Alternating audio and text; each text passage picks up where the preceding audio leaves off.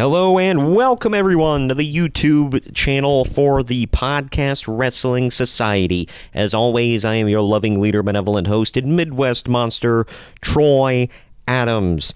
And today I am not joined by Greg, I am not joined by Kyle, I am not joined by Ramon. No. Today I have an exclusive interview with a guy who is from my neck of the woods, actually. Another Ohio boy. I spoke with him before on this very YouTube channel, and I just had to get an interview with him when I saw that Impact Wrestling had a show at the Rockstar Pro Arena this past week. And there was a lot of controversy and a lot of buzz on the internet because a certain former Rockstar Pro Wrestling champion who was on the show, he got some attention from a certain other podcaster / former manager in the wrestling profession, Jim Cornette. We will talk about all of that, but right now, let's go to my exclusive interview here with Andy from the Road Home from Wrestling podcast right now. I'm here with Andy from the Road Home from Wrestling podcast. He's back again on the YouTube. What is up? How you doing, man? Oh, I'm half dead from all the overnights, but I'm dragging through. How are you doing? I'm doing great. It's a beautiful day, and it's like in the 40s in December, so I'll take it. Yeah, how about that? That's yeah. I tell Greg all the time when he's like, "Man, it's really cold out here." I'm like, "What? Mid-50s?" Like, I'd kill for California winters. Yeah, no kidding. Oh, but yeah, the main reason we are here, I saw this was going down. I'm like, man, I gotta have Andy on the podcast again. I saw that Impact invaded the Rockstar Pro Arena, which makes sense because it's the old stomping grounds of OVE, and I love OVE, but my co-hosts always laugh. They say their gimmick is they're from Ohio. Yep, I said, that's pretty much it. Yeah, I'm like, yeah, so? Like, clearly Ohio is badass, but whatever. They don't get it. It's funny, though, because they're heels, so, I mean, like, that's saying that being from Ohio is, like, a negative trait, pretty much, so.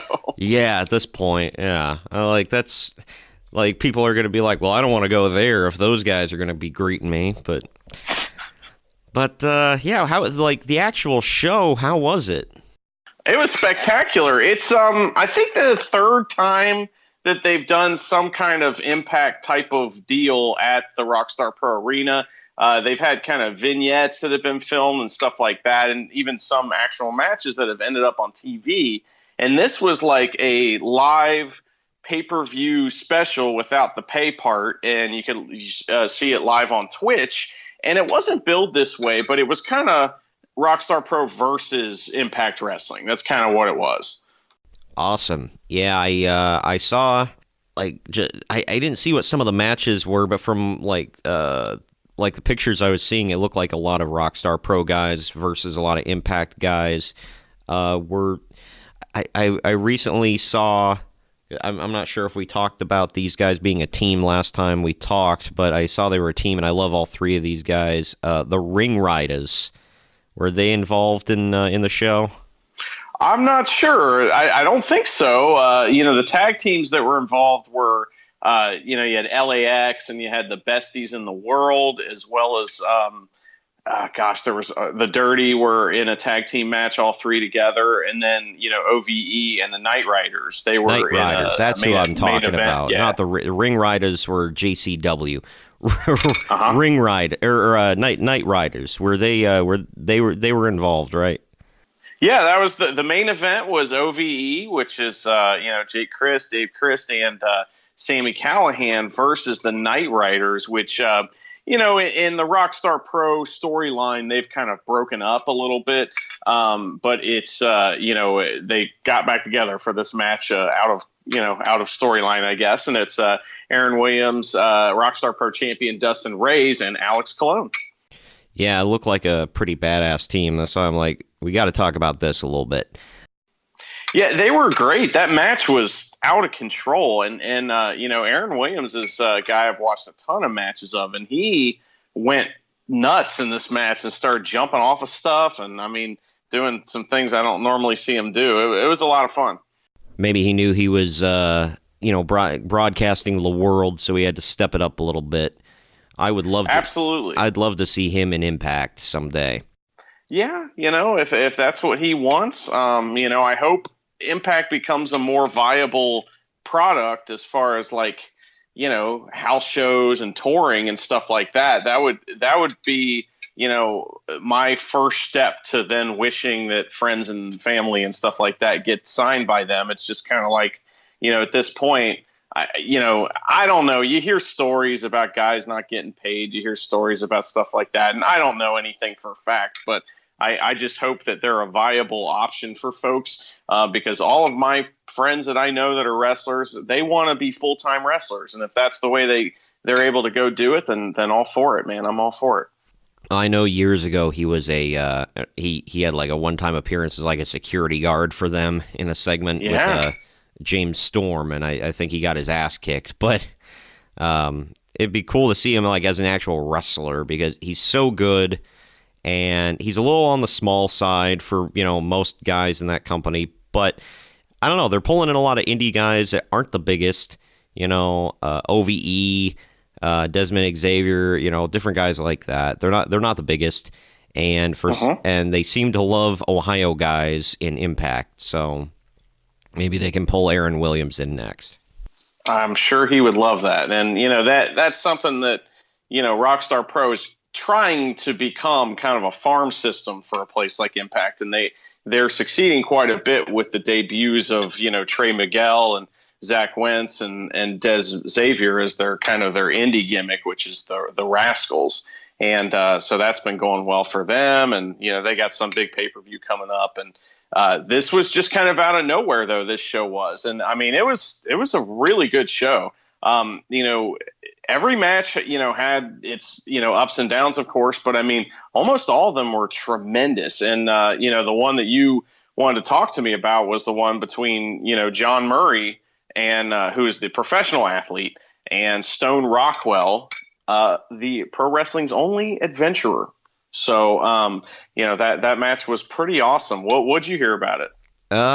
Well, I didn't hear much about it. I did see the poster, the online poster for the match, and I saw John Murray was nerding out about it and saying that was one of the matches he's really wanted in his career.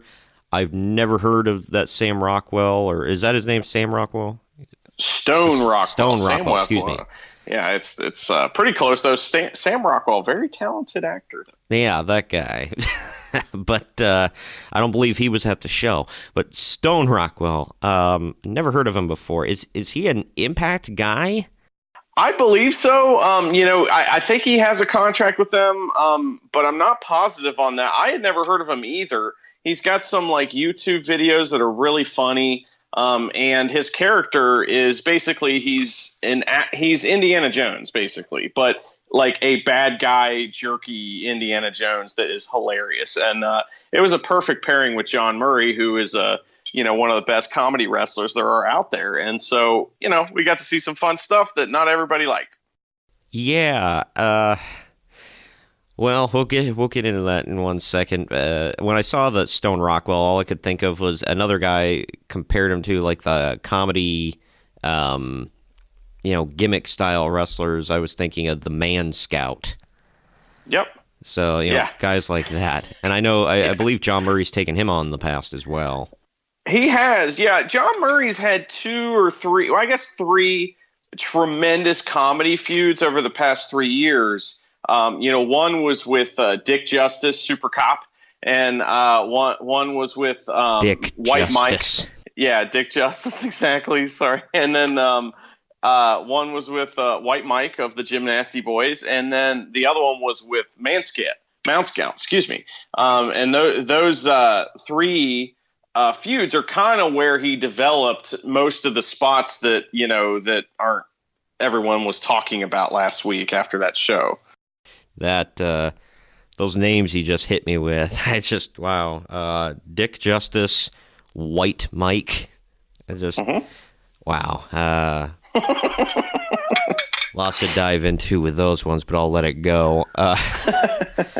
But yeah, some things, man. I haven't talked to John Murray in a personal way in many, many years, but back in the day, I knew John Murray from when I used to run camera at Rockstar Pro Wrestling, and he's a very nice guy.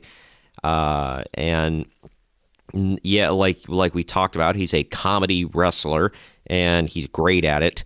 And it's not everybody's cup of tea. I do think, from the clips that I see on Facebook and whatnot, it's funny.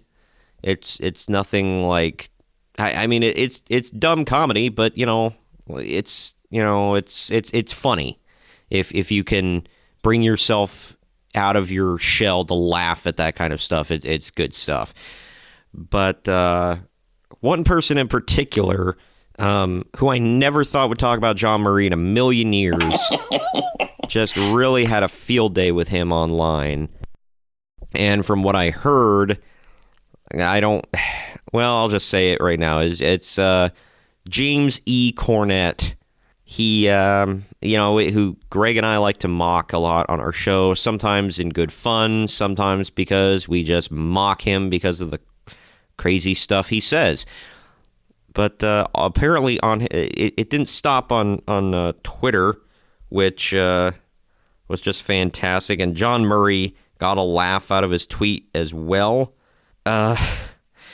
He originally posted because Impact posted a clip from his John Murray's match that said, "This is the most well-deserved holy S-word chant of all time."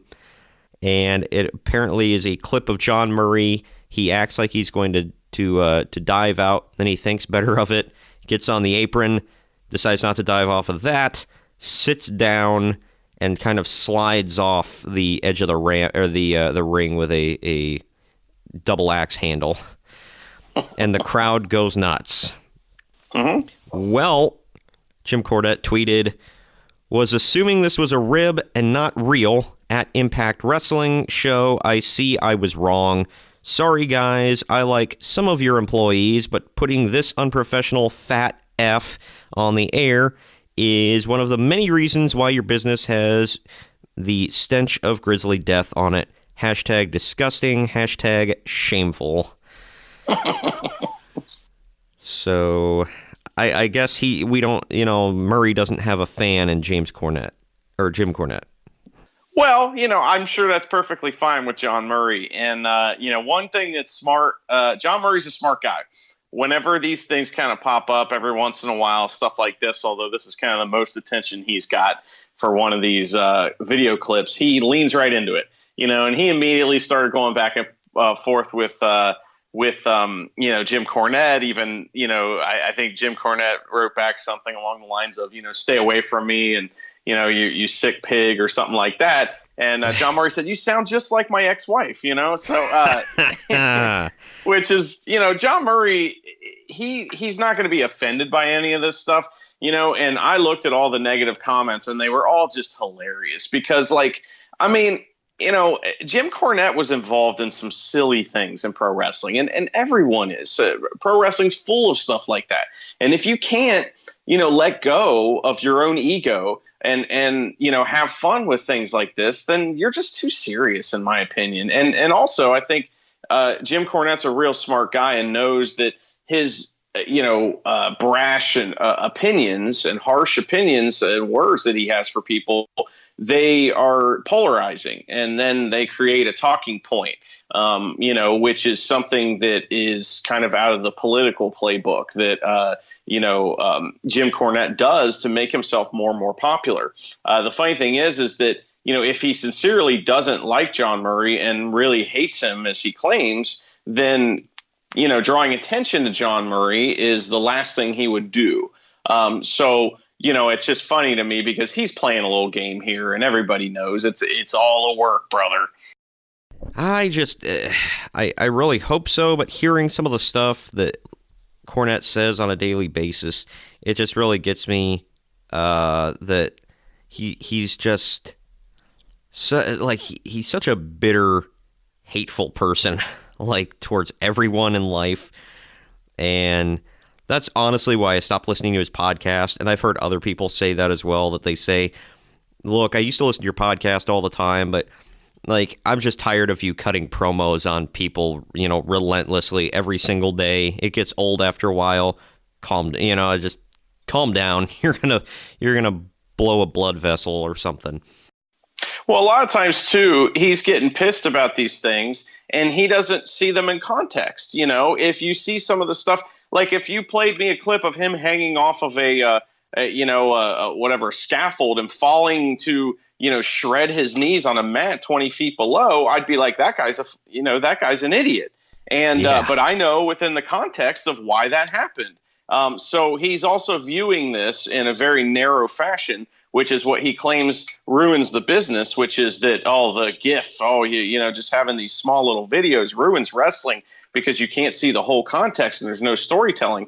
And that's true. So if he were to sit down and watch the match honestly, he would actually find it pretty amusing. But at the same time, maybe it's a good thing that he didn't, because that spot is one of the least silly spots in that entire match. The finish involved a blow dart and a failed attempt to body slam John Murray. There was a lot of stuff going on in this match. So it's just one of those things where he doesn't even know the half of it, of how silly that match got. Well, I see Joey Ryan talked about it, and we all know how much Cornette loves Joey Ryan. He tweeted, "Given Cornette's track record of being wrong about every star to break out over the past 15 to 20 years, it looks like John Murray is about to make a lot of money." And then Jimmy Jacobs said, "Yo, John Murray is hilarious. He should be making money." Mm-hmm. Good stuff. It's funny. Him and Joey Ryan have had a couple matches against each other too at Rockstar Pro. And, I don't want to get too blue or anything like that, but one of John Murray's, signature moves is the thumb in the bum. So when he faced Joey Ryan, they told this hilarious story about how, Joey Ryan, he was trying to reverse the thumb in the bum. And so every time, basically it was crotch versus butthole is what the match was, which ended up with some very amusing and very, things that might make other people uncomfortable. Didn't make me uncomfortable, but some really, really funny stuff between those two. And I love that stuff. When I first went to Rockstar Pro, there were two guys that made me want to come back. And it was John Murray and Bruce Gray, Grits and Gravy, man. I love them so much, and I wanted to see what happened. Even though they were bad guys, they were my favorite tag team. And John Murray's always been one of my favorite wrestlers at Rockstar Pro. We got to interview him once, and, in that interview, you hear the story of not just the wrestler John Murray Pro, but of the human being where, a friend of mine that I do my podcast with, he stopped going to wrestling for a while because a good friend of his was murdered. And he was all bummed out. And I, talked to John Murray and said, "Hey, man, my buddy, he's not coming anymore. He really needs your help." And John's like, "Hey, let's record some fun videos for him." So we recorded these awesome videos where John Murray's talking about how he misses my buddy and he wants him to come back and he loves us and all this stuff. And it's tremendous. And things like that are kind of the stuff that, someone like Jim Cornette would wave off as, oh, that's not wrestling. But that's the thing, is that, John Murray encompasses parts of wrestling that Jim Cornette isn't really familiar with, and that makes him uncomfortable, I think. Yeah, I really think, Jim likes a certain kind of wrestling, and he's unable to bend, and really accept anything else. And, I mean, there are quite a few things. I love the kind of wrestling that Jim loves, but I'm just not crazy about it. And I think that's the whole point of everything, is just don't be an a-hole and don't be crazy. And apparently on his podcast, he called John Murray a human waterbed and a fat F. That was pretty funny. Yeah, I mean, it's funny. However, Do you remember Die Hard Tom McClane? No, I don't know who that is. Oh, wow. You must have missed his stint in... He used to be part of a tag team called The Squad with Ganger years ago. But anyway, he hasn't been in Rockstar for a few years, but he tweeted, he said, I don't know what to think listening to John Murray, or to Jim Cornette's podcast, hearing him call one of my friends a human waterbed and a fat F. Like, yeah, it goes a little hard. I see some of the stuff from John Murray. He replied to Jim Cornette's original tweet. He said, "Beautifully written review of my match on Friday." Yeah, I mean, John Murray, he doesn't take offense at any of this either. And that's the interesting thing about him. If you listen to the interview that we did with him, he talks about why he's doing the comedy. He got a knee injury and gained like quite a bit of weight. And because he used to be kind of a high flying wrestler, believe it or not, back in the day. And, he gained a lot of weight. And because of that, he had to change his style, and he started to do the comedy stuff. And, he's become very, very good at it. And there's a lot to it. In fact, one of my favorite quotes that we've ever heard from any wrestler in any interview we've ever done was John Murray, who said, he said there's a million. He said there's an infinite amount of ways to do pro wrestling right, and there's only really a few ways to do it wrong. And I think that's something that, Jim Cornette believes the opposite of that. Right, exactly. Yeah, it's just funny that Jim Cornette's just like picking on this guy who's wrestling. Yeah, I mean, I love John Murray, but he hasn't exactly broken into the big time, so to speak. And he's wrestling, Rockstar Pro Wrestling in Dayton, Ohio, of all places. And Jim Cornette decides, I'm going to pick on this guy. Mm-hmm. And I think it's because Impact recognized him for being a good comedy guy and putting on a good show. Because, I mean, he clearly entertained the people, and he put on a good show. The tweet you were talking about earlier, Cornette said, "Stay away from me for the rest of your life. Your existence on this planet disgusts me." Because, Jim Cornette is the guy we have to worry about not offending him and his sensitivity. But John Murray replied and said, "Sounds like my ex-wife." Love it. And then he tweeted a picture of he's standing with, he's posing with, of all people, Ricky the Dragon Steamboat. Sure, and yeah. He said, "You guys think if I showed Jim Cornette this picture of Ricky Steamboat giving me an award that his head would explode? Hashtag pro athlete." Yeah, I was there that night that he got that award. He won a open scramble match, that was the Ricky Steamboat memorial, or not memorial, but Ricky Steamboat scramble match. So he won that. And after that, he started claiming that Ricky Steamboat was his best friend. So I saw that on social media. That was rather funny.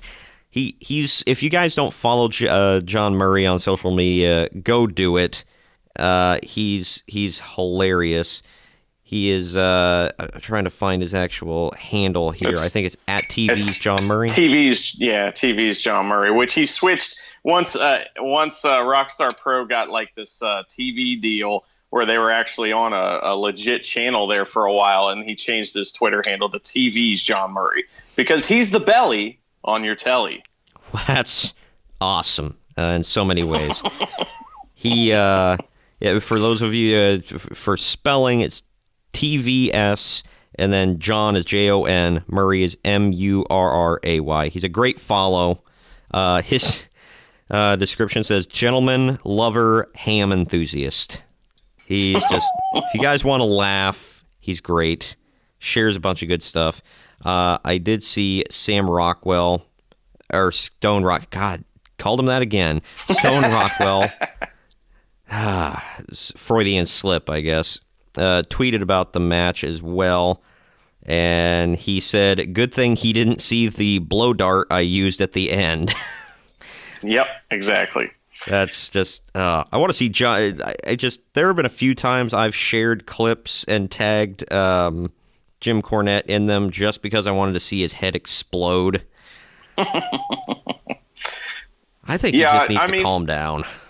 Yeah, I mean, like I said, I think he's working a gimmick, and this gives him a whole show's worth of content, and maybe even more to deal with. I mean, when you run a podcast that comes out every single week, you're looking for things to talk about, and this is an easy thing for him to talk about. He doesn't know anything about it. He can just come off sounding half-cocked, and if that's the case, then that pisses off half the audience, and the other half goes, "Oh, you're right, Jim." So, I mean, that's just what he wants. He wants you to feel and not think, so which just like the news.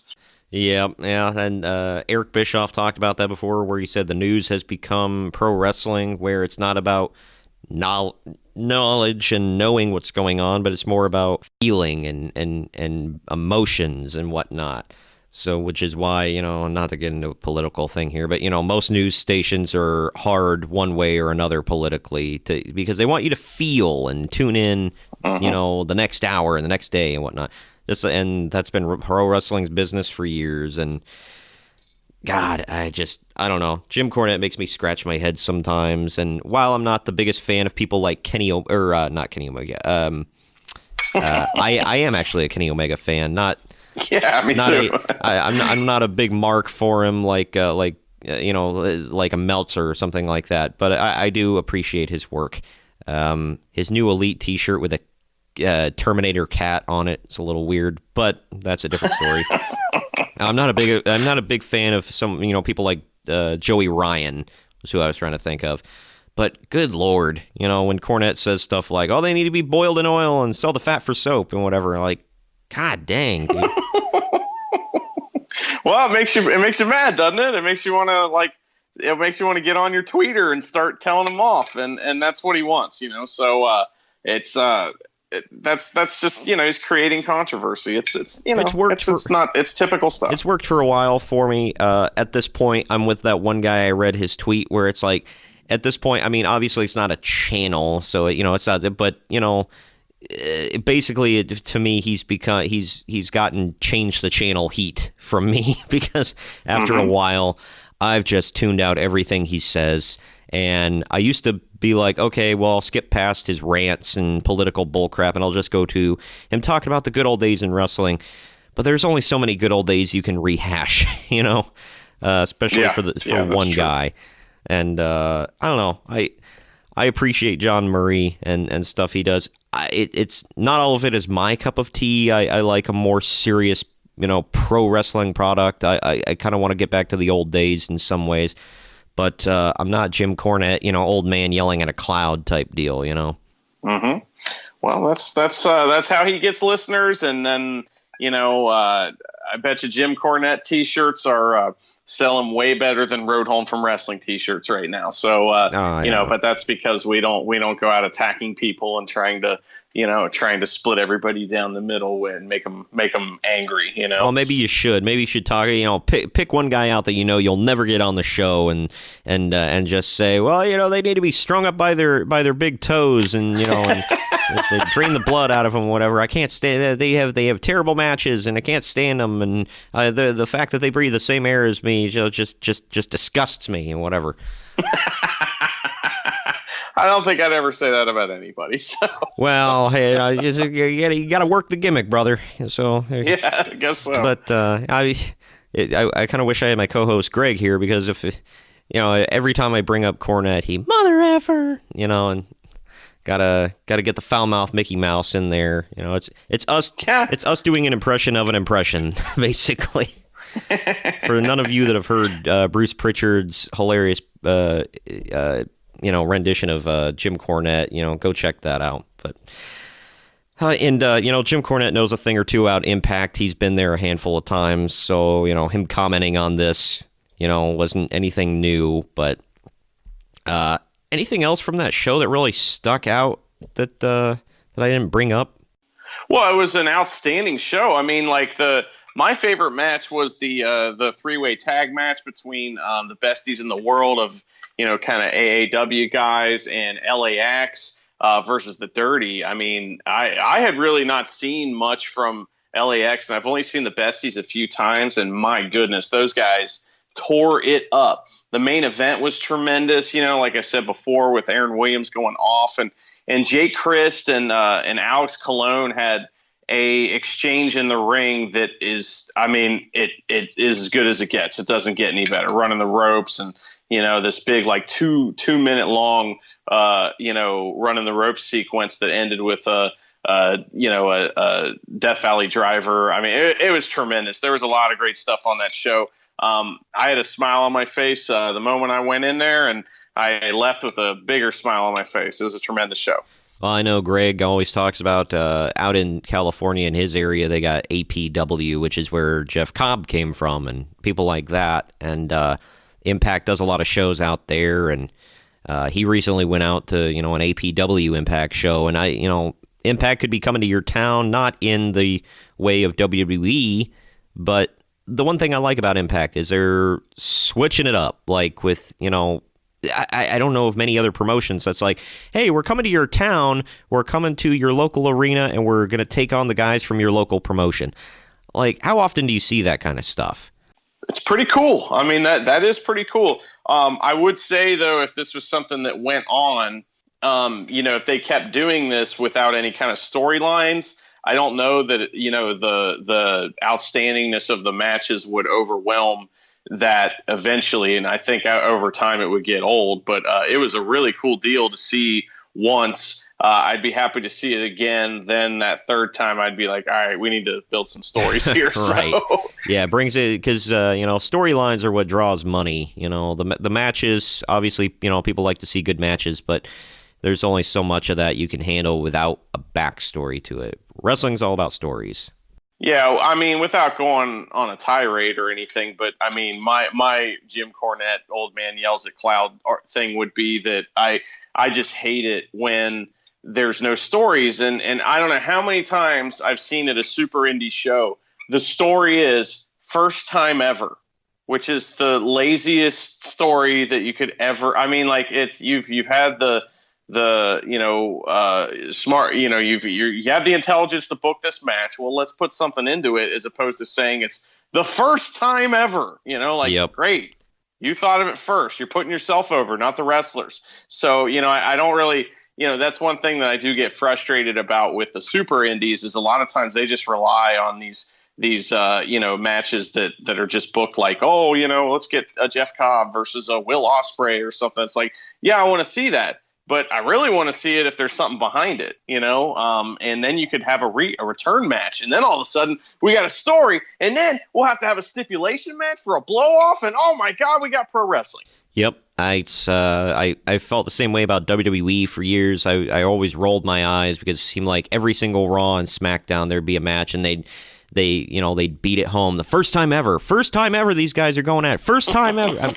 And then during the match, did we mention it's the first time ever these guys ever went at it? And like, that's cool, I guess. Like, and you can't have a storyline for every single match, but when every single week it's first time ever, nobody cares. Mm-hmm. It's old, it's boring, it's tired. I went on some little tirades as well. I don't know. I'm trying not to become the Jim Cornette rant guy. I posted a Raw rant on YouTube last week. I didn't this week because there wasn't anything too hateful to say about it. But for those of you that do listen to the podcast, it's a long one this week. I posted a 2-hour show. First part is me and Kyle going over TLC. And then we talk about Raw and SmackDown. I give a big alert with sirens and everything else about spoilers, but I cover next week's Raw and SmackDown. And then at the very end, I cover Ring of Honor's Final Battle 2018, which is a great show. So it's a long show, lots of content, more content, as we like to say on the show. And it was, so if you guys don't mind multiple sessions of listening to a podcast, check it out just for the hell of it. And speaking of listening to podcasts, the Road Home from Wrestling podcast, how often do you guys post new shows? Constantly. Like tonight, for example, I mean, this is kind of a slow week for us, actually. We're going to Rockstar Pro here in probably about 20 minutes or so. And then, so we'll have an episode up take it, kind of reviewing that in a comical fashion. I've already released an interview this week with referee Sean O'Brien, referee Man Bun, as people like to call him. He's working in 11 different promotions in the Midwest area, and he's a great interview. So we talked to him already. So that's going to be 2 episodes this week. Then on Sunday, we have Primetime Wrestling in Paris, Kentucky. We have their big pay-per-view taping down there. And normally we would have a Saturday show as well. So typically we have 3 to 4 episodes a week. 3 or 4 being the review episodes, and then 1 interview. Might have more than 1 interview coming out next week, though. You never know. These things kind of fall in my lap sometimes, and sometimes they don't work out. But you never know who I'm working on, and you never know who I've been talking to. So that's awesome. I know, you guys, like I've already used it, but I use my callbacks multiple times in the podcast. So what the hell, you gotta get more content, out there. It's just like WWE, constant content. But with you guys, it's not hit or miss. So it's always good stuff coming from you guys.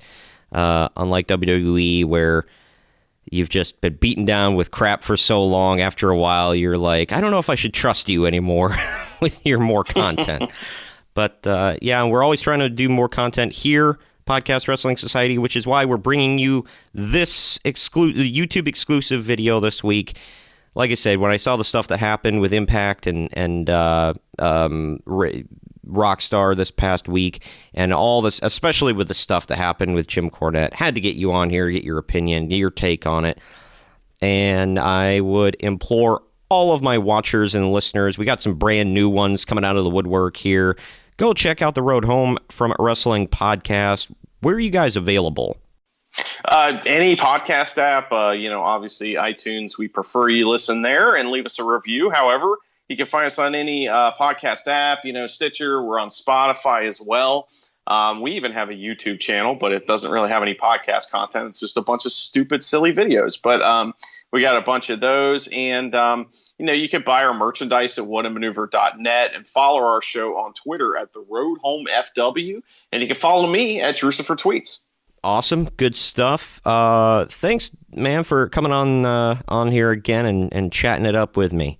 You're welcome. Anytime. And like I said, check out the Road Home from Wrestling Podcast and go download the latest Podcast Wrestling Society right now on any of your podcasting platforms. See you later. Thanks for watching this YouTube exclusive video for the Podcast Wrestling Society. Don't forget to hit the like and subscribe buttons if you're picking up what we're throwing down. And of course, we always welcome feedback in the comments section down below. And if you want to keep up with the weekly podcast that drops every Wednesday, links to the show page are in the description down below, along with our social media handles and our associates pages. Come on and join the society.